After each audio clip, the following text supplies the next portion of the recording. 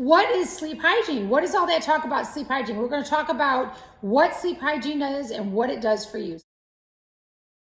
Sleep hygiene is having good methods that you put into your life to help your quality and quantity of sleep improve. The average person needs 7 to 9 hours of sleep.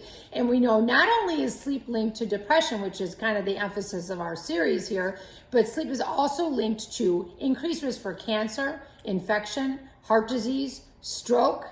And so there are many medical conditions that you will be at higher risk for if you don't get enough sleep.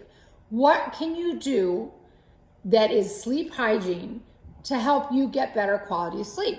Well, blocking out sounds and light, blackout shade in your room, earplugs at night, sleeping mask, white noise, cool down your bedroom. Scientific studies show that most people sleep better in a room that is 60 to 70 degrees.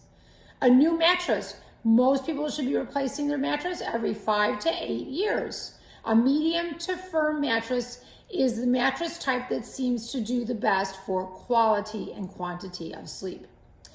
There are different types of blankets. This is my favorite topic because I'm a snuggle bunny. I love to be tucked in with blankets. If you like the tucked in thing and you don't like having your blankets tossed off you, weighted blankets are a way to go. If you like warmth, and we do show people who are cold natured sleep better in rooms at 60 to 70 degrees, but of course they need something to help them be warm.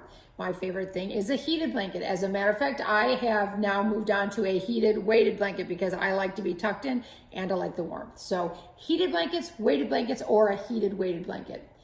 Aromatherapy and listening to relaxing music. Those are things that can help with sleep hygiene. Remember that all of these things, if you're not crazy about the idea of having them on all night long, you can put them on timers. You can put an aromatherapy device on the timer. You can set timers on your apps to stop the white noise. If you're listening to something like an audiobook, if you're listening to music, you can put it on a timer. Those are all measures of sleep hygiene that you can take that's going to improve your quality of sleep and your quantity of sleep. We know that certain activities can help with sleep quality. Journaling seems to help with sleep quality. For some people, writing down a list of things you're going to do the next day can help. Now, if you're somebody that gets all worked up about what you're going to be doing the next day, that is not a good idea. But if you're somebody that likes to know that you will remember to do things the next day, you want to have it written down so you don't forget it. Writing things down before you go to bed can be helpful. Exercise is always a good thing. You don't want to exercise before you go to bed. I think everybody knows that. It works you up. It gets your heart rate up, your respiration rate up, your mind going. Do not exercise within a couple hours of going to bed, but exercise at any other time of the day will help improve your sleep quality. So if you're complaining about your sleep quality, get out there and exercise. Increasing bright light exposure. We know that light exposure helps depression. Interestingly, our sleep patterns are based on exposure to light. So having more exposure to bright light during the day will actually improve your sleep quality at night. You can do that by getting outside. You can do that by getting a light box. We talk about using light boxes in treatment of depression. They also help in treatment of sleep quality. Having a sleep-wake regime. So when you go to bed at night, having a regimen that you stick to at nighttime, taking your medicines, brushing your teeth, maybe listening to music, maybe listening to a book or reading a book for a few minutes. Have some kind of routines that you do that will help you get into a sleep mode, and that is called sleep hygiene.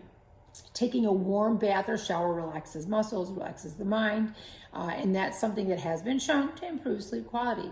Positive visualization, thinking in the future, thinking positively about things that you're working for. Not only does that improve outcomes, meaning make you more likely to be successful at future endeavors, but regardless of what the visualization is, it might be you're visualizing a job that you would like, you're visualizing a relationship that you have improving, you're visualizing participating in a new hobby.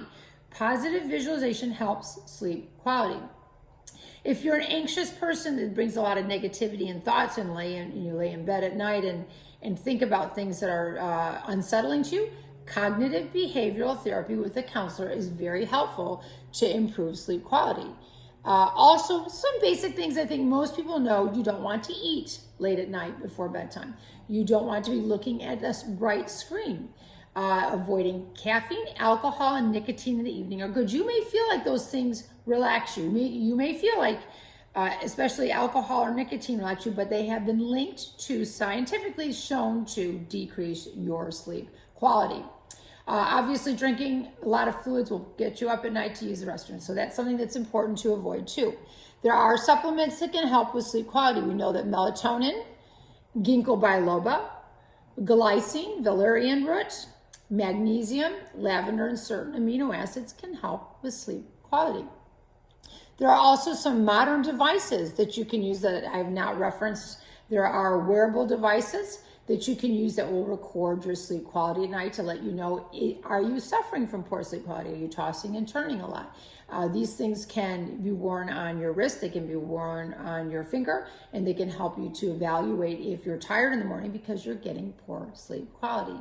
There are apps that have visualization, meditation, and will assist you with those things. And remember that if there are also some medical conditions that can affect sleep quality. If you are menopausal and you are somebody that suffers from hormones changing, you might need to be evaluated for treatment with hormone replacement therapy. Sleep apnea, if you've got snoring, poor sleep quality, you might want to be evaluated for sleep apnea. And so there are some things that you might want to see your doctor for that are related to sleep hygiene and trying to improve your sleep quality. So hopefully you find those to be helpful tips. Hopefully you have a better understanding of what sleep hygiene is, and hopefully you understand how important it is to allow your body an opportunity to not only get the duration of sleep it needs, but also the quality of sleep it needs.